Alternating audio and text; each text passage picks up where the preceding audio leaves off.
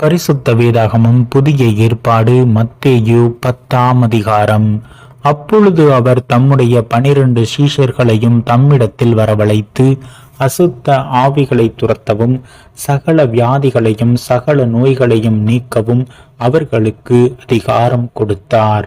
அந்த 12 அப்போஸ்தலருடைய நாமங்களாவன: முந்தினவன் பேதுரு எனப்பட்ட சீமோன், அவன் சகோதரன் அந்திரேயா, செபதேயுவின் குமாரன் யாக்கோபு, அவன் சகோதரன் யோவான், பிலிப்பு, பர்த்தலமேயு, தோமா, ஆயக்காரனாகிய மத்தேயு, அல்பேயுவின் குமாரன் யாக்கோபு, ததேயு என்னும் மறுநாமமுள்ள லெபேயு, கானானியனாகிய சீமோன், அவரை காட்டிக் கொடுத்த யூதாஸ்காரியோத் என்பவர்களே. இந்த 12 இயேசு அனுப்புகையில் அவர்களுக்கு கட்டளையிட்டு சொன்னது என்னவென்றால், நீங்கள் புறஜாதியார் நாடுகளுக்கு போகாமலும் சமாரியர் பட்டணங்களில் பிரவேசியாமலும் காணாமற் போன ஆடுகளாகிய இஸ்ரவேல் வீட்டாரிடத்திற்கு போங்கள். போகையில் பரலோக ராஜ்யம் சமீபமாயிருக்கிறது என்று பிரசங்கியுங்கள். வியாதி உள்ளவர்களை சொஸ்தமாக்குங்கள், குஷ்டரோகிகளை சுத்தம் பண்ணுங்கள், மரித்தோரை எழுப்புங்கள், பிசாசுகளை துரத்துங்கள். இலவசமாய் பெற்றீர்கள், இலவசமாய் கொடுங்கள். உங்கள் கச்சைகளில் பொன்னையாவது வெள்ளியையாவது செம்பையாவது, வழிக்காக பையையாவது 2 அங்கிகளையாவது பாதரட்சைகளையாவது தடியையாவது தேடி வைக்க வேண்டாம். வேலையால் தன் ஆகாரத்துக்கு பாத்திரனாயிருக்கிறான்.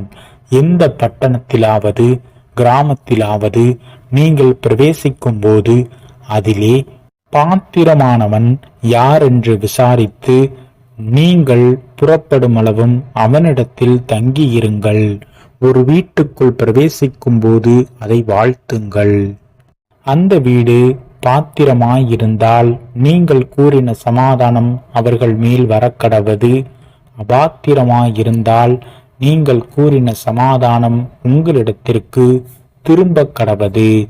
எவனாகிலும் உங்களை ஏற்றுக்கொள்ளாமலும் உங்கள் வார்த்தைகளை கேளாமலும் போனால் அந்த வீட்டையாவது பட்டணத்தையாவது விட்டு புறப்படும் போது உங்கள் கால்களில் படிந்த தூசியை உதறி போடுங்கள். நியாய தீர்ப்பு நாளிலே அந்த பட்டணத்திற்கு நேரிடுவதை பார்க்கிலும் சோதோம் கொமோரா நாட்டிற்கு நேரிடுவது லகுவாயிருக்கும் என்று மெய்யாகவே உங்களுக்கு சொல்லுகிறேன். ஆடுகளை ஓநாய்களுக்குள்ளே அனுப்புகிறது போல இதோ நான் உங்களை அனுப்புகிறேன். ஆகையால் சர்ப்பங்களைப் போல வினா உள்ளவர்களும் புறாக்களைப் போல கபடற்றவர்களுமாய் இருங்கள். மனுஷரை குறித்து எச்சரிக்கையாயிருங்கள். அவர்கள் உங்களை ஆலோசனை சங்கங்களுக்கு ஒப்பு கொடுத்து தங்கள் ஜெப ஆலயங்களில் உங்களை வாரினால் அடிப்பார்கள். அவர்களுக்கும் புறஜாதியாருக்கும் சாட்சியாக என் நிமித்தம் அதிபதிகளுக்கு முன்பாகவும் ராஜாக்களுக்கு முன்பாகவும் கொண்டு போகப்படுவீர்கள். அவர்கள் உங்களை ஒப்பு கொடுக்கும் போது எப்படி பேசுவோம் என்றும் எண்ணத்தை பேசுவோம் என்றும் கவலைப்படாது இருங்கள். நீங்கள் பேச வேண்டியது அந்நேரத்தில் உங்களுக்கு அருளப்படும். பேசுகிறவர்கள் நீங்கள் அல்ல, உங்கள் பிதாவின் ஆவியானவரே உங்களிலிருந்து பேசுகிறார். சகோதரன் தன் சகோதரனையும் தகப்பன் தன் பிள்ளையையும் மரணத்துக்கு ஒப்புக் கொடுப்பார்கள். பெற்றாருக்கு விரோதமாக பிள்ளைகள் எழும்பி அவர்களை கொலை செய்வார்கள். என் நாமத்தின் நிமித்தம் நீங்கள் எல்லாராலும் பகைக்கப்படுவீர்கள். முடிவு பரியந்தம் நிலைத்திருப்பவனே ரட்சிக்கப்படுவான். ஒரு பட்டணத்தில் உங்களை துன்பப்படுத்தினால் மறுபட்டணத்திற்கு ஓடிப்போங்கள். மனுஷகுமாரன் வருவதற்குள்ளாக நீங்கள் இஸ்ரவேலருடைய பட்டணங்களை எல்லாம் சுற்றி முடியாதென்று மெய்யாகவே உங்களுக்கு சொல்லுகிறேன். சீஷன் தன் போதகனிலும் வேலைக்காரன் தன் எஜமானிலும் மேற்பட்டவன் அல்ல. சீஷன் தன் போதகனை போலவும் வேலைக்காரன் தன் எஜமானை போலவும் இருப்பது போதும். வீட்டு எஜமானையே பெயர்செபூல் என்று சொன்னார்களானால் அவன் வீட்டாரை அப்படி சொல்வது அதிக நிச்சயமல்லவா? அவர்களுக்கு பயப்படாதிருங்கள். வெளியாக்கப்படாத மறைப்பொருளும் இல்லை, அறியப்படாத இரகசியமும் இல்லை. நான் உங்களுக்கு இருளிலே சொல்லுகிறதை நீங்கள் வெளிச்சத்திலே சொல்லுங்கள், காதிலே கேட்கிறதை நீங்கள் வீடுகளின் மேல் பிரசித்தம் பண்ணுங்கள். ஆத்துமாவை கொல்ல வல்லவர்களாயிராமல் சரீரத்தை மாத்திரம் கொல்லுகிறவர்களுக்கு நீங்கள் பயப்பட வேண்டாம். ஆத்துமாவையும் சரீரத்தையும் நரகத்திலே அழிக்க வல்லவருக்கே பயப்படுங்கள். ஒரு காசுக்கு 2 அடைக்கலான் குருவிகளை விற்கிறார்கள் அல்லவா? ஆயினும் உங்கள் பிதாவின் சித்தமில்லாமல் அவைகளில் ஒன்றாகிலும் தரையிலே விழாது. உங்கள் தலையிலுள்ள மயிரெல்லாம் எண்ணப்பட்டு இருக்கிறது. ஆதலால் பயப்படாதிருங்கள்.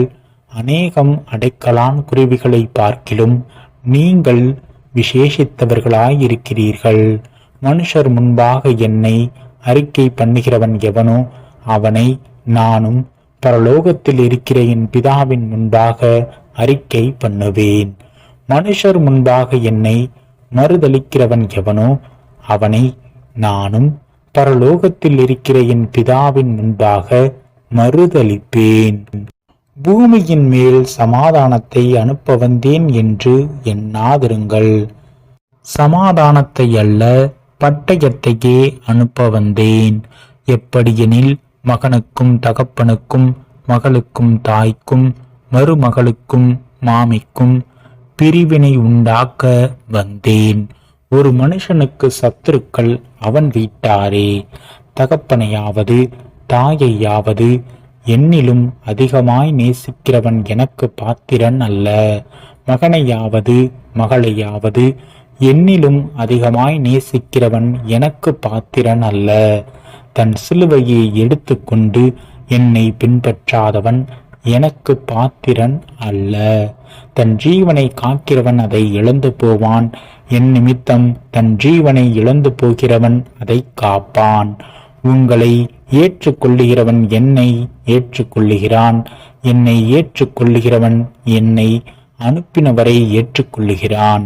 தீர்க்கதரிசி என்னும் நாமத்தின் நிமித்தம் தீர்க்கதரிசியை ஏற்றுக்கொள்ளுகிறவன் தீர்க்கதரிசிக்கேற்ற பலனை அடைவான்.